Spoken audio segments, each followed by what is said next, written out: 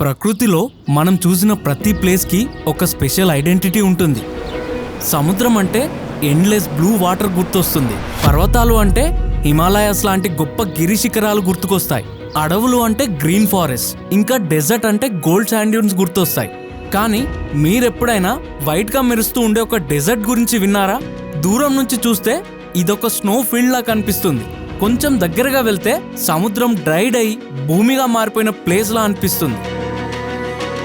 Sun rise టైంలో golden కలర్గా మారిపోతుంది. సన్సెట్ టైంలో ఒక గొప్ప రిఫ్లెక్షన్ ని చూపిస్తుంది. ఇండియాలో ఉన్న నేచర్స్ మోస్ట్ మిస్టీరియస్ ల్యాండ్స్కేప్స్ లో ఒకటి ఇది. రైనీ సీజన్లో ఇక్కడ మొత్తం వాటర్తో ఫిల్ అయిపోయి ఉంటుంది. కానీ వింటర్ వచ్చేసరికి ఆ వాటర్ మొత్తం డ్రై అయి భూమిపై ఒక ఎండ్లెస్ వైట్ షీట్ లాగా సాల్ట్ లేయర్ క్రియేట్ అవుతుంది. మీరిప్పుడు చూస్తుంది ప్రకృతి క్రియేట్ చేసిన ఒక natural wonder. Welcome to the magical white desert of India, the great Rann of Kutch.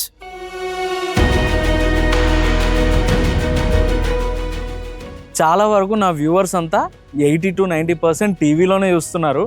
కానీ ఎవరు సరిగ్గా లైక్ చేయట్లేదు, ఇంకా నా ఛానల్ని సబ్స్క్రైబ్ చేసుకోవట్లేదు. నాకు తెలుసు టీవీలో కొంచెం లైక్ చేయడం అన్నా సబ్స్క్రైబ్ చేయడం అన్నా కష్టం అని. అయినా కూడా నా ఛానల్లోని వీడియోస్ ఇంకా చాలామందికి రీచ్ అవ్వడానికి మీరు లైక్ చేస్తారని, అలాగే కమెంట్ చేస్తారని, ఇంకా ఛానల్ని సబ్స్క్రైబ్ చేస్తారని కోరుకుంటున్నాను. అండ్ కొత్తగా క్రియేటర్స్కి మంచి రీచ్ రావడానికి హైప్ దిస్ వీడియో అనే ఆప్షన్ వచ్చింది. ఖచ్చితంగా వీడియోకి హైప్ పాయింట్స్ కూడా ఇవ్వండి. ఇంకా ఎక్కువ మందికి నా కంటెంట్ సజెషన్లోకి వెళ్ళదు. ఈ ప్రయాణంలో గుజరాత్ రాష్ట్రంలోని కచ్ డిస్టిక్లోకి ఎంటర్ అయిన వెంటనే ప్రతి ల్యాండ్స్కేప్ క్రమంగా మారుతూ కనిపించాయి. కానీ ఈ కచ్ ప్రాంతం యొక్క అసలు అందం ఇలా డ్రైగా కనిపించే నేలే. ఈ నేల మీద ప్రయాణం చేస్తుంటే మనకు ఒక ప్రత్యేకమైన అనుభూతి కలుగుతుంది. ఎందుకంటే నగరాల శబ్దం, ట్రాఫిక్ అన్నీ వెనక్కి మిగిలిపోతాయి. ముందు కనిపించేది మాత్రం ప్రకృతి యొక్క నిశ్శబ్దం మరియు అంతులేని ఖాళీ నేల.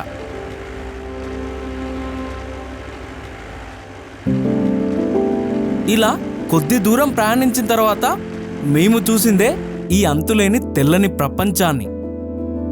భారతదేశంలో ప్రకృతి క్రియేట్ చేసిన అద్భుతాల్లో ఒక ప్రత్యేకమైన ప్రదేశమే ఈ గుజరాత్ రాష్ట్రంలో ఉన్న వైట్ రన్. దూరం నుండి చూసిన అంతం కనిపించని తెల్లని నేల, అంతులేని ఉప్పు ఎడారి ఇది. మొదటిసారి ఇక్కడికి వచ్చే వాళ్ళకి ఇది భూమి మీద ఉన్న ఒక ప్రదేశమా లేక ఇంకో ప్రపంచమా అన్నట్టు అనిపిస్తుంది. ఎందుకంటే ఇక్కడ కనిపించే నేల మొత్తం ఉప్పుతో ఏర్పడిన తెల్లని మైదానం. ఒకప్పుడు ఈ ప్రాంతం అరేబియా సముద్రంలో భాగంగా ఉండేది. కాలక్రమంలో నీరు తగ్గిపోయి మిగిలింది మాత్రం ఈ విస్తారమైన ఉప్పు నేల. అందుకే దీన్ని ప్రపంచంలోనే అతిపెద్ద సాల్ట్ డెజర్ట్ అని కూడా అంటారు. ఈ సాల్ట్ డెజర్ట్ని ఇంకా బాగా ఎక్స్ప్లోర్ చేయడానికని మేము ఒక క్యామెల్ కార్ట్లో దాదాపు 4 కిలోమీటర్లు ఈ వైట్ డెజర్ట్ లోపలికి ప్రయాణించాము. కొద్ది దూరం వెళ్ళాక మాకు ఒక సాల్ట్ లేక్ కనిపించింది. ఇప్పుడు నేను నిల్చున్నది ఒక సాల్ట్ దాని మీద. ఈ అన్ని వాటర్ ఉన్నాయి కదా, ఈ వాటర్లో నుండి ఫామ్ అయ్యే సాల్ట్. ఇది చాలా న్యాచురల్ ప్రాసెస్. దీన్ని ఇక్కడ ఈ వాటర్ మళ్ళీ మొత్తం స్ప్రెడ్ అవ్వకుండా కట్టలా కట్టేశారు. అండ్ ఈ సాల్ట్ని ఏం చేస్తారంటే ఇక్కడ నుండి తీసుకెళ్ళి మళ్ళీ సాల్ట్ ఫ్యాక్టరీలో రిఫైన్ చేసి అన్నీ చేసి మళ్ళీ దీన్ని సేల్ చేస్తారనమాట. మోస్ట్లీ మన ఇండియాలో చాలా వరకు సాల్ట్ ఇక్కడ నుండే వెళ్ళొద్ది. ఈవెన్ వరల్డ్ వైడ్ కూడా ఈ సాల్ట్ని చాలా ఎక్స్పోర్ట్ చేస్తూ ఉంటారు మన వాళ్ళంతా. ఇది చూడండి, మొత్తం రా సాల్టే, అసలు పండలా చాలా గట్టిగా ఉందన్నమాట. ఇంకా వాటర్ లోపల కూడా మొత్తం సాల్ట్ లానే ఉంది. ఇక్కడ మన శాండ్లో కూడా సాల్ట్ లాగా కనిపిస్తుంది మొత్తం. మనకు బీచ్లోకి వెళ్తే ఇట్లా పేరుకపోతుంది కదా సైడ్కి, సేమ్ ఇక్కడ కూడా ఈ మొత్తం వాటర్ క్వాంటిటీ మొత్తం ఉప్పుతో నిండిపోయి ఉంది. వాటర్ కూడా అసలు నోట్లో కూడా అసలు తాగలేము వాటర్ని, అంతా ఉప్పుగా ఉంటాయి అన్నమాట. ఈ వైట్ డెజర్ట్ మొత్తం సుమారుగా 8,000 స్క్వేర్ కిలోమీటర్ల వరకు ఉంటుంది. ఇది ప్రధానంగా 2 భాగాలుగా ఉంటుంది. ఒకటి గ్రేట్ రన్ ఆఫ్ కచ్ అని, ఇంకొకటి లిటిల్ రన్ ఆఫ్ కచ్ అని. గ్రేట్ రన్ ఉత్తర భాగంలో ఉంటుంది మరియు లిటిల్ రన్ దక్షిణ తూర్పు వైపు ఉంటుంది. ఈ ప్రాంతం ప్రధానంగా కచ్ డిస్టిక్లో ఉంది. కచ్ డిస్టిక్ గుజరాత్లోనే కాదు, భారతదేశంలోనే అతిపెద్ద జిల్లాగా గుర్తింపు పొందింది.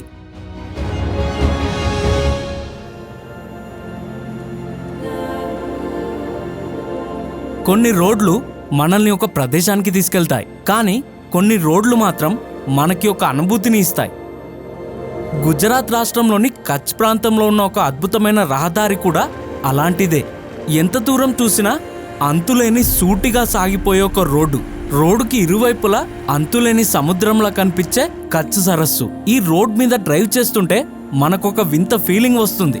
ఎందుకంటే ఈ రోడ్డు ఆకాశం వైపు వెళ్తున్నట్టుగా, దూరంగా వెళ్ళి మాయమైపోతున్నట్టు కనిపిస్తుంది. అందుకే ఈ రహదారికి ప్రయాణికులు ఒక ప్రత్యేకమైన పేరు పెట్టారు. అదే రోడ్ టు హెవెన్ అని.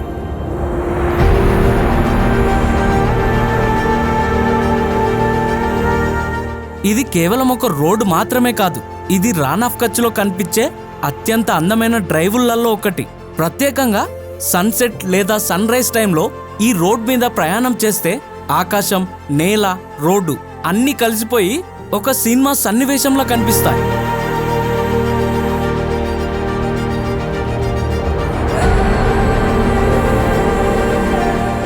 ఈ రోడ్డు ప్రయాణం దాదాపుగా 35 కిలోమీటర్లు ఉంటుంది. అందుకే కచ్కి వచ్చే ప్రయాణంలో ఈ రహదారి ఒక మర్చిపోలేని అనుభవంగా మారిపోతుంది.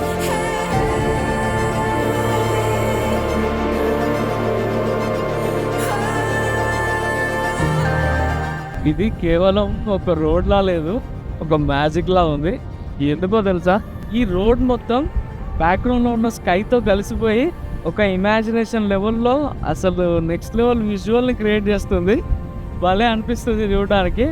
అండ్ అటు ఇటు ఉన్న వాటర్ బ్రీజ్ ఏదైతే ఉందో ఫుల్లీ సైలెన్స్, మొత్తం గాలి రావడం, ఇక్కడ ఉన్న ఈ అలల శబ్దాన్ని వినడం, చాలా డిఫరెంట్ వైబ్ ఉంది అసలు. క్రేజీ ఫీలింగ్ ఇది. ధనుష్కోడిలో మనం అటు ఇటు సముద్రం మధ్యలో రోడ్ ఉంటుంది కదా, బట్ ఇక్కడ ఈ బ్యాక్ వాటర్ ఏదైతే ఉందో అసలు క్రేజీ ఫీలింగ్. ఈ రోడ్ మీద డ్రైవ్ చేస్తూ వచ్చిన ఫీలింగ్ అయితే ఇంకా నెక్స్ట్ లెవెల్ అనే చెప్పొచ్చు.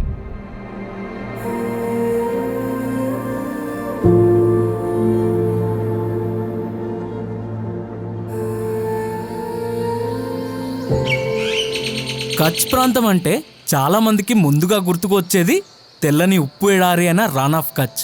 కానీ చాలా మందికి తెలియని విషయం ఏమిటంటే ఈ ప్రాంతం పక్షుల స్వర్గధామం కూడా అని.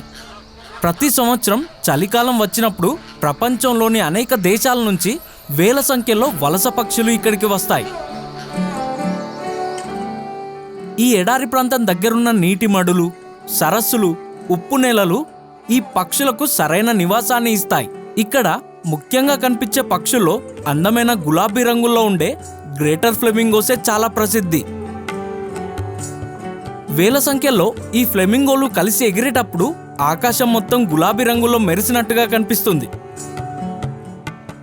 ఇంకా ఇక్కడికి వచ్చే పక్షుల్లో దూర ప్రాంతాల నుంచి వచ్చే డెమోయిసెల్లే క్రేన్స్, అలాగే పెద్ద ఆకారంలో ఉండే గ్రేట్ వైట్ పెలికాన్ వంటి పక్షులు కూడా కనిపిస్తాయి.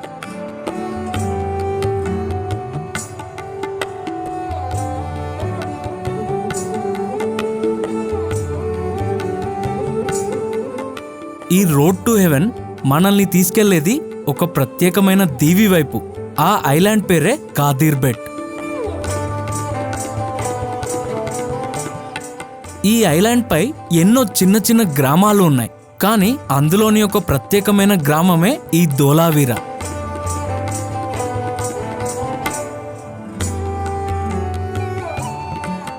ఈ గ్రామంలో తిరుగుతూ ఉంటే ఒక చిన్న ఇంటి ముందు ఆగిపోయాం. తెలియని వాళ్ళు, తెలియని ప్రదేశం అయినా వాళ్ళు మనల్ని చూసి నవ్వుతూ లోపలికి రండి అని ఇన్వైట్ చేశారు. ఏ घर कितने साल का पुराना है? घर 15-20 साल पुराना है। 20 साल का पुराना है। 20 साल कम से कम कितने लोग रहते हैं अंकल ये गांव में? या हाँ, यहाँ 2200 2200। कितने घर है पूरा? घर 500। 500 घर है। अच्छा, और समर में कितने तक चले जाते टेम्परेचर इधर? टेम्परेचर तो कोई उसका नक्की नहीं रहता, कब कहाँ चला जाता है वो। 50 तक जाता है? तक तो नहीं जाता, 50 से कम रहेगा। अच्छा 45 ऐसा 40। वो आप क्या काम करते खेती पर? खेती बाड़ी का जीरा जीरा। सबसे बड़ा जीरा का खेती है। अच्छा, ये पूरा वो आप प्रोड्यूस करके गवर्नमेंट को सेल कर जैसे कंपनी पूरा ऊपर చిన్న ఇల్లు సాధారణ జీవితం, కానీ ఎప్పుడూ హ్యాపీగా ఉండే వాళ్ళ లైఫ్ స్టైల్ ఇవన్నీ చూడ్డానికి ఎంతో సంతోషాన్ని కలిగించాయి.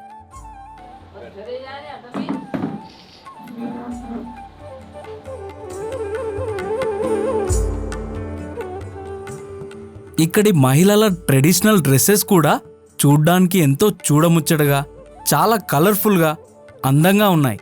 వారి డ్రెస్సులో వారి సంస్కృతి స్పష్టంగా కనిపించింది. तो पूरा आपका हाथ से बनते हैं? पूरा हाथ से मशीन से कुछ नहीं करते ना? ट्रेडिशनल ड्रेस कितने दिन रहेगा पूरा एक ड्रेस आप करने के लिए, बनने के लिए? 1 साल था पूरी, ये साल 1 साल था। एक ड्रेस बनने के लिए 1 साल लगता है। వీరితో కాసేపు మాట్లాడిన తర్వాత వారు నాకు కొత్త వాళ్ళు అయినా కూడా వాళ్ళు చూపించిన ఆతిథ్యం నాకు చాలా స్పెషల్గా అనిపించింది. ఇంకా ఈ అంకుల్ మమ్మల్ని టీ తాగమని ఆఫర్ చేశారు.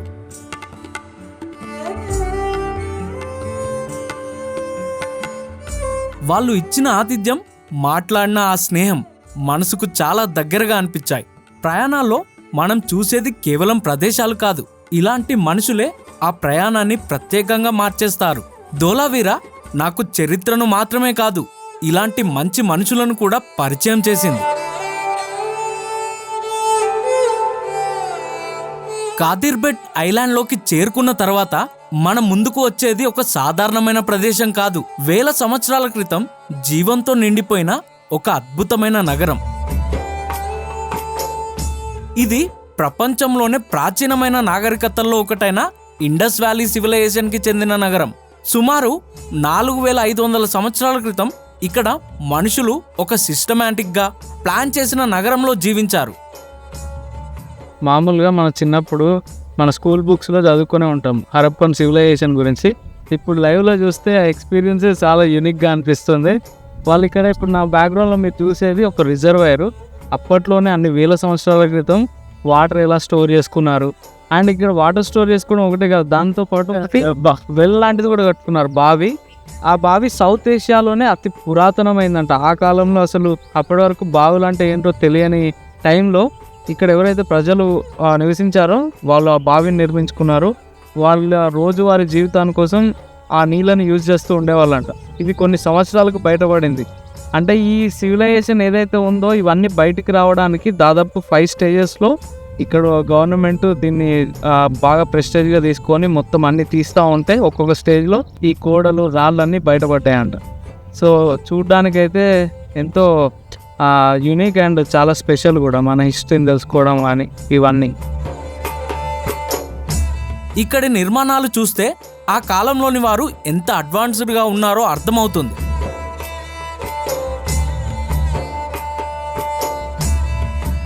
ఇది దాదాపుగా 5000 సంవత్సరాల క్రితం నాటిది. మామూలుగా ఇదంతా ఇండస్ రివర్ ఒడ్డున డెవలప్ అయి ఉంది కాబట్టి దీన్ని ఇండస్ వ్యాలీ సివిలైజేషన్ అని పిలిచేవారు. మామూలుగా మనకి తెలుగులో సింధులోయ నాగరికత అని పిలుస్తారు, మీకు అర్థమయ్యేలా చెప్పాలంటే. కానీ చాలా అద్భుతమని చెప్పుకోవచ్చు. 5000 సంవత్సరాల పురాతనమైన కట్టడాలు, అప్పట్లోనే under ground drainage system, canals, ఇవి కాలువలు, ఒక చిన్న రోడ్డు లాంటిది మార్గము, 3 రిజర్వాయర్లు వాటర్ స్టోర్ చేసుకోవడం లాంటివి, ఇవన్నీ చాలా డిఫరెంట్ ఫీలింగ్ని కలిగిస్తాయి. అట్లా బతికారా, ఇప్పుడు మనం అలాంటి మాటల్లో ఉన్నాము. బట్ ఆ కాలంలో ఎలాంటి ఫెసిలిటీస్ లేకుండా ఇవన్నీ క్రియేట్ చేసుకోవడం చాలా గొప్ప విషయం అని చెప్పుకోవచ్చు. మన మనుషుల తెలివితేటలు ఎంత గొప్ప అనేది మీరే ఊహించుకోవచ్చు. మీరు ఇక్కడ చూడండి, ఇప్పుడు మామూలుగా మనము వాటర్ని రివర్లో నుండి డ్యామ్ వదిలితే ఎలా అయితే ఉంటాయో ఇక్కడ పైన అప్పు రిజర్వాయర్ ఒకటి ఉంది. అందులో ఒకవేళ వాటర్ ఫిల్ అయితే ఆ వాటర్ని ఇందులోకి వదిలేవాళ్ళు. ఈ హోల్ త్రూ మళ్ళీ ఇందులోకి వచ్చేవన్నమాట. వాటర్ని చాలా సేఫ్గా స్టోర్ చేసుకునే వాళ్ళు అప్పట్లోనే. చాలా ఇంట్రెస్టింగ్ విషయం కదా, నాకు భలేనే అనిపిస్తుంది చూడ్డానికి కూడా. ఇదంతా ఒక ప్రాచీనమైన ధోలావీరా నగరం. ఈ నగరాన్ని 3 భాగాలుగా నిర్మించారు. పై భాగంలో సెటాడేల్ అని, మధ్యలో మిడిల్ టౌన్ అని, కింద భాగంలో లోవర్ టౌన్ అని. అంటే అప్పట్లోనే సొసైటీని కూడా విభజించి ప్లాన్ చేసి నిర్మించారు. కానీ ధోలావీరాలో మనల్ని షాకింగ్కి గురి చేసే విషయం ఏంటంటే వారు ఇక్కడ క్రియేట్ చేసుకున్న వాటర్ మేనేజ్మెంట్ సిస్టమ్. ఎడారి ప్రాంతం అయినప్పటికీ వర్షపు నీటిని నిల్వ చేసుకోవడానికి పెద్ద పెద్ద ట్యాంక్స్, రిజర్వాయర్లు నిర్మించారు. నీటిని ఎలా సేవ్ చేయాలి, ఎలా ఉపయోగించాలి అనే విషయాలు వేల సంవత్సరాల క్రితమే వారికి బాగా అర్థమైంది. ఇక్కడ కనిపించే ప్రతి రాయి, ప్రతి గోడ, ప్రతి నిర్మాణం మనకొక చరిత్రను చెప్తుంది. అందుకే ధోలావీరాకి యునెస్కో వరల్డ్ హెరిటేజ్ సైట్గా గుర్తింపు లభించింది. ఇదే గుజరాత్లోని ప్రాచీన హరప్పన్ నాగరికతకు నిదర్శనం. ఈ ప్రాచీన నగరాన్ని చూసిన తర్వాత ఇక్కడి చరిత్రను ఇంకా లోతుగా అర్థం చేసుకోవాలంటే ఈ ధోలావీరా మ్యూజియంని చూడాల్సిందే. బయట మనం చూసింది కేవలం గోడలు, నిర్మాణాలు మాత్రమే. కానీ ఈ మ్యూజియంలోకి అడుగు పెడితే ఆ నాగరికత అసలు ఎలా ఉండేదో అర్థమవుతుంది. ఇక్కడ ప్రదర్శనలో ఉన్నవి వేల సంవత్సరాల క్రితం ఉపయోగించిన వస్తువులు, మట్టి పాత్రలు, రాతి పనిముట్లు, అలాగే అందమైన ముత్యాల ఆభరణాలు. ఇవన్నీ చూస్తుంటే ఆ కాలంలోని వారి లైఫ్ స్టైల్ ఎంత అద్భుతంగా ఉండేదో తెలుస్తుంది. ఒక్కసారి మనం 4500 సంవత్సరాల వెనక్కి వెళ్ళిపోయామని ఊహించండి. అప్పట్లో రాజులు, కోటలు మాత్రమే కాదు, చాలా అడ్వాన్స్డ్గా ఉన్న ఒక నాగరికత కూడా ఉండేది. అదే హరప్పన్ సివిలైజేషన్. ఇక్కడి నగరాలు ఎలా ఉండేవంటే ఇప్పటి మోడ్రన్ సిటీలను గుర్తు చేసేలా ఉండేవి. సూటిగా వెళ్లే వీధులు, పక్కాగా నిర్మించిన ఇల్లులు, మరియు ముఖ్యంగా డ్రైనేజ్ సిస్టమ్. అవును, ఇల్లుల్లో వాడిన నీరు బయటికి వెళ్ళడానికి సరిగ్గా ప్లాన్ చేసిన కాల్వలు కూడా ఉండేవి. ఇది చూస్తే ఆ కాలంలోని వాళ్ళు ఎంత అడ్వాన్స్డ్గా ఉన్నారో అర్థమవుతుంది. ఇక్కడి ప్రజలు కేవలం బతకలేదు, వాళ్ళు మంచి జీవన విధానాన్ని ఏర్పరచుకున్నారు, వ్యాపారం చేశారు, మట్టి పాత్రలు తయారు చేశారు, అలాగే అందమైన ఆభరణాలు కూడా తయారు చేసేవారు. ఇంకా ఆశ్చర్యపరిచే విషయం ఏమిటంటే వాళ్ళకు ఒక రాత భాష కూడా ఉండేది. అదే మనం ఇప్పుడు చూస్తున్న హరప్పన్ సీల్స్.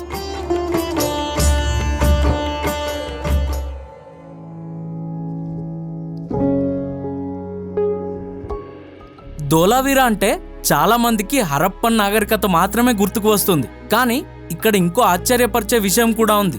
అదే ఇప్పుడు మీరు చూస్తున్న ఈ వుడ్ ఫాజిల్స్. ఇదొక ఎడారి ప్రదేశం. వేల సంవత్సరాల క్రితం పచ్చగా ఉన్న అడవులతో నిండిపోయి ఉండేది. అక్కడ ఉన్న చెట్లు కాలక్రమంలో మట్టిలో పాడైపోయి మెల్లగా రాళ్లుగా మారిపోయాయి. అవే మనం చూస్తున్న వుడ్ ఫాజిల్స్.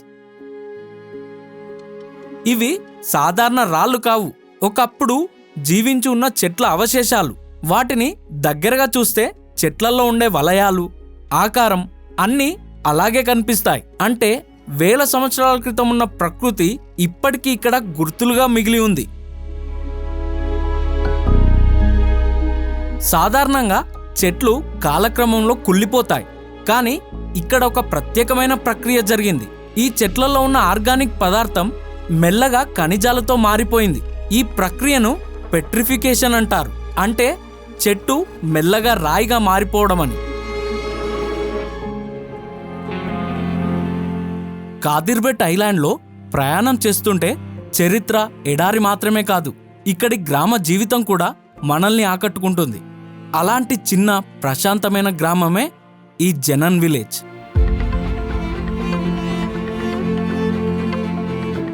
ఇది చాలా సాధారణంగా కనిపించే గ్రామం, కానీ ఇక్కడి జీవన విధానం మాత్రం చాలా ప్రత్యేకం.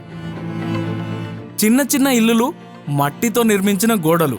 ఈ గ్రామంలోని ఒక గుండ్రని ఇల్లు నన్ను ఎంతో అట్రాక్ట్ చేసుకుంటుంది. చూడ్డానికి చాలా సింపుల్గా అనిపించింది, కానీ దాని వెనుక ఉన్న ఆలోచన మాత్రం చాలా గొప్పది. అదే బుంగా హౌస్. ఇది ఒక సాంప్రదాయ ఇల్లు మాత్రమే కాదు, భూకంపాలను తట్టుకునేలా నిర్మించిన ఇల్లు ఇది. ఈ ఇల్లు ఎంతో బలమైన నిర్మాణం. మీరు ఇంటిని గమనిస్తే ఈ ఇల్లు గుండ్రంగా ఉంటుంది మరియు మొత్తం మట్టి గోడలతో నిర్మించి ఉంటుంది. ఇంటి లోపల ఎత్తు కూడా చాలా తక్కువే. ఇంకొక ప్రత్యేకత ఏమిటంటే బయట ఎంత వేడి ఉన్నా ఇంట్లో మాత్రం చాలా చల్లగా ఉంటుంది. ఈ ప్రాంతంలో భూకంపాలు ఎక్కువగా వస్తాయి. గుండ్రంగా ఉండటం వల్ల భూకంపం వచ్చినప్పుడు ఈ ఇల్లు సులభంగా కూలిపోదు. అందుకే దీన్ని ఎర్త్క్వేక్ ప్రూఫ్ హౌస్ అంటారు. కానీ ఇక్కడి ప్రజలు ప్రకృతికి తగ్గట్టు తెలివిగా నిర్మించిన ఇల్లు ఇది.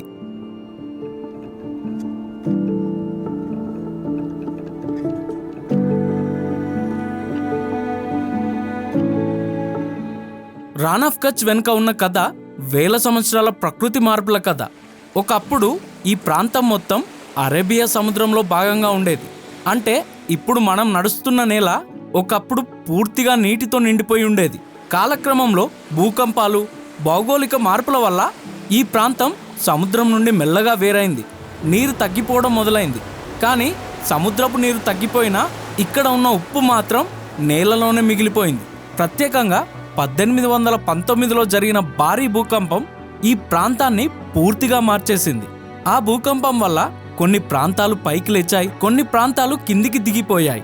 అప్పుడు ఏర్పడింది ఒక పెద్ద ఎత్తైన నేల భాగం. దాన్నే అల్లాబంద్ అని కూడా పిలుస్తారు. అల్లాబంద్ అంటే డ్యామ్ ఆఫ్ గాడ్ అని అర్థం. ఈ మార్పుల వల్ల సముద్రం నుండి వచ్చే నీరు ప్రవాహం కూడా మారిపోయింది. కొన్ని ప్రాంతాలకు నీరు చేరలేదు, కొన్ని చోట్ల నీరు నిలిచిపోయింది. ఇలా మెల్లగా ఈ ప్రాంతం ఉప్పు నేలగా మారింది. అంటే ప్రకృతి మార్పులు ఇంకా భూకంపాలు కలిసి ఈ రాన్ ఆఫ్ కచ్ని రూపొందించాయి.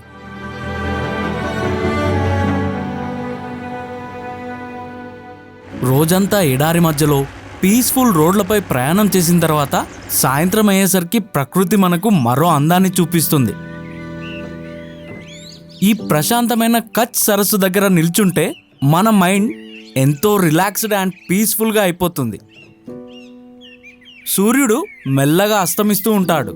ఇంకా ఆకాశమేమో ఆరెంజ్ అండ్ పింక్ కలర్స్ కాంబినేషన్లోకి మారిపోతుంది. కానీ ఆ రంగులు నీటిలో ప్రతిబింబించినప్పుడు అది ఇంకా అద్భుతంగా కనిపిస్తుంది. ఈ లొకేషన్ చూడండి, ఎగ్జాక్ట్లీ మిర్రర్ రిఫ్లెక్షన్ లానే ఉంది. ఆ సన్ రిఫ్లెక్షన్ వాటర్ మీద పడినప్పుడు మళ్ళీ కింద నుండి కూడా ఇంకో సన్ లాగా, అండ్ ఈ మౌంటైన్ కూడా ఎగ్జాక్ట్లీ రిఫ్లెక్షన్ టైప్లో అసలు క్రేజీ ఇల్యూజినేషన్ క్రియేట్ అవుతుంది అనమాట. చూడడానికి చాలా అద్భుతంగా ఉంది, మంచి ఎక్స్పీరియన్స్ కూడా. ఇదంతా వాటర్లో మొత్తం కంప్లీట్గా సాల్టే ఉంది. ఇప్పుడు మీరు చూడొచ్చు, సన్ ఇంకా కిందికి వెళ్ళిపోతూ ఉంది. మొత్తం సన్సెట్ టైంకి వచ్చామన్నమాట. ఈ సన్సెట్ వ్యూ పాయింట్కి చాలా అద్భుతంగా ఉంది. ప్లేస్ అయితే ప్లెజెంట్గా ఉందన్నమాట.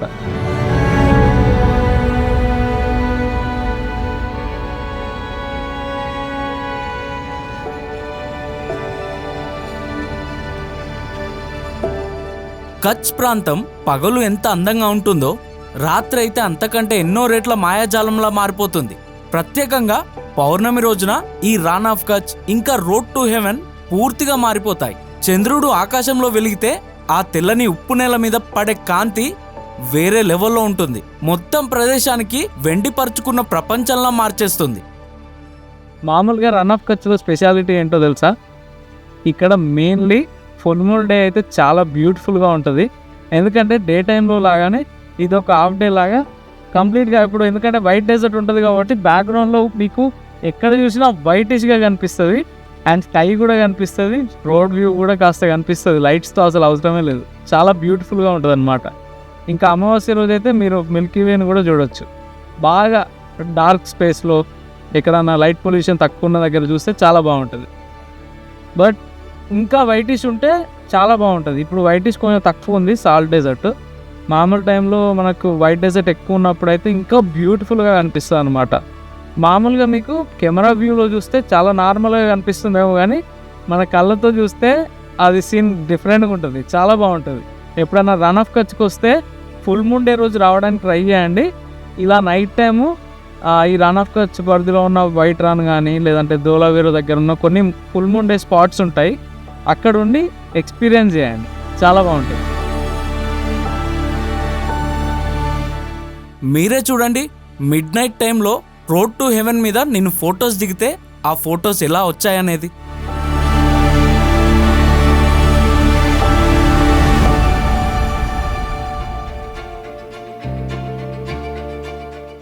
ఈ ప్రయాణం మొత్తం ఒక ఎడారి లాంటి ప్రాంతాల్లో లేదా ప్రశాంతమైన రోడ్లపై ఇంకా చిన్న చిన్న పల్లెటూర్లలో ప్రయాణించాం. కానీ ఈ కచ్ ప్రాంతానికి గుండె లాంటి ఒక అద్భుత నగరం కూడా ఉంది. అదే ఈ భుజ్ నగరం. ఈ నగరం చరిత్ర, సంస్కృతి మరియు సాంప్రదాయాల కలయిక. ఇక్కడికి వచ్చిన వెంటనే పాతకాలపు వాతావరణం మరియు కొత్త నగర జీవితం రెండు కలిసినట్టు కనిపిస్తాయి. ఈ నగరానికి ఒక ప్రత్యేక గుర్తింపు ఉంది. అదే నగరాన్ని కాపాడుతున్నట్టుగా నిలిచిన ఈ భుజియో డుంగర్. ఇది చూడ్డానికి ఒక కోటలా ఉంటుంది. ఈ కొండపై నుంచి చూస్తే మొత్తం భుజ్ నగరం ఒకే చూపులో కనిపిస్తుంది. సూర్యోదయం లేదా సాయంత్రం సమయంలో ఇక్కడి వ్యూ మరింత అందంగా ఉంటుంది. ఈ కొండపై ఉన్న భుజియా ఫోర్ట్ ఈ ప్రాంతం చరిత్రను మనకు గుర్తు చేస్తుంది. ఒకప్పుడు ఈ కొండ రక్షణ కోసం ఉపయోగించబడేది. అందుకే ఈ ప్రదేశానికి చరిత్ర పరంగా కూడా చాలా ప్రాముఖ్యత ఉంది.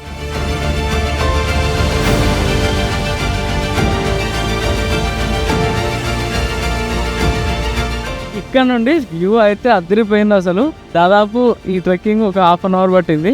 మెట్లు ఏవి సరిగ్గా లేవు, చాలా దారుణంగా ఉన్నాయి. మా వైఫ్ నేను నడుచుకుంటూ వచ్చాము. ఇంకా అసలు వ్యూ వర్త్ ఈ 30 మినిట్స్ నడిచినందుకు. పూర్తి భుజ్ సిటీ మొత్తం కనిపిస్తుంది ఇక్కడ నుండి. ఇది కూడా బ్యాక్గ్రౌండ్. అండ్ ఇటువైపు కూడా సిటీ ఉంది. కంప్లీట్ 360 డిగ్రీస్ మధ్యలో, సిటీ మధ్యలో ఈ కోట ఉందన్నమాట, ఈ Bhuj fort. But extraordinary view, అసలు సూపర్, అదిరిపోయింది. ఈ కోట పైన ఒక టెంపుల్ కూడా ఉంది. ఆ టెంపుల్ చూసినప్పుడు మంచి పాజిటివ్ వైబ్స్ వస్తాయి. బట్ ఆ డ్రోన్ షాట్స్లో మాత్రం ప్రతి విజువల్ అదిరిపోయింది ఫోర్ట్లో.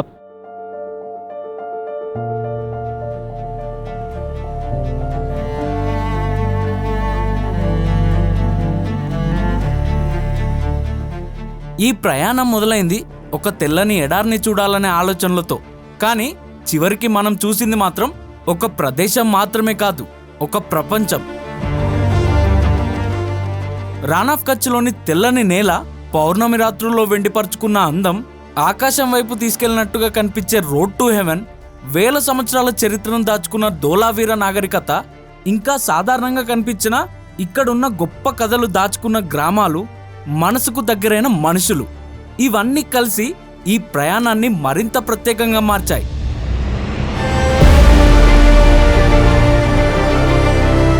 ఈ ట్రిప్ మనకొక్క విషయం నేర్పింది. ప్రయాణం అంటే కేవలం ప్రదేశాలు చూడడం కాదు, అక్కడి కథలు, మనుషులు మరియు అనుభూతుల్ని అనుభవించడం అని. మన హ్యాపీనెస్ ఎప్పుడు పెద్ద విషయాల్లో కాదు, ఇలాంటి చిన్న చిన్న క్షణాల్లో దాగి ఉంటుందని. ఇలాంటి మరెన్నో గొప్ప వీడియోల కోసం నా ఛానల్ని సబ్స్క్రైబ్ చేసుకోండి. Until next video, stay tuned to Jagadish Jani films. Jai Hind.